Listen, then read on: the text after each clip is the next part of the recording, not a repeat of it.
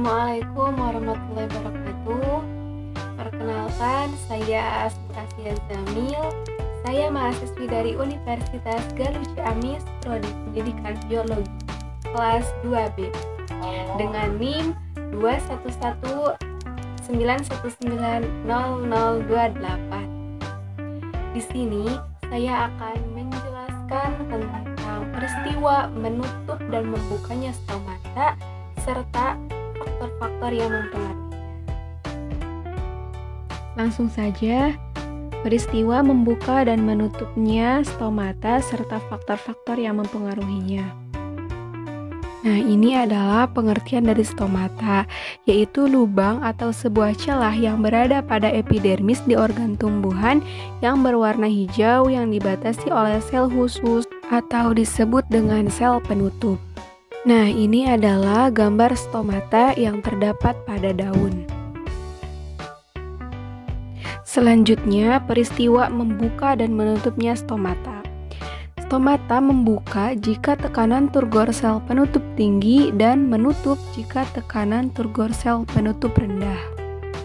Jadi, ketika air dari sel tetangga memasuki sel penutup akan memiliki tekanan turgor yang tinggi. Nah, tekanan turgor adalah tekanan dinding sel oleh isi sel. Sementara itu, sel tetangga yang kehilangan air akan mengerut sehingga menarik sel penutup ke belakang, maka stomata akan terbuka. Ini dia gambar stomata terbuka.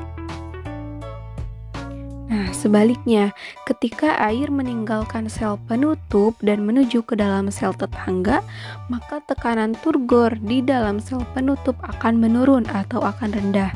Sementara itu, sel tetangga yang mengakumulasi lebih banyak air akan menggelembung sehingga mendorong sel penutup ke depan, maka stomata akan tertutup. Nah, ini adalah gambar peristiwa menutupnya stomata. Nah, oleh karena itu, membuka dan menutupnya stomata tergantung pada perubahan turgiditas dari sel-sel penutup. Selanjutnya, faktor-faktor yang mempengaruhi membuka dan menutupnya stomata. Yang pertama adalah air. Apabila tumbuhan mengalami kekurangan air, maka potensial air pada daun akan turun, termasuk sel penutupnya, sehingga stomata akan tertutup. Yang kedua adalah cahaya.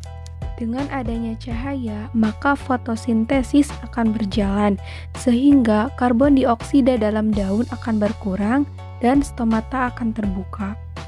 Yang ketiga yaitu suhu.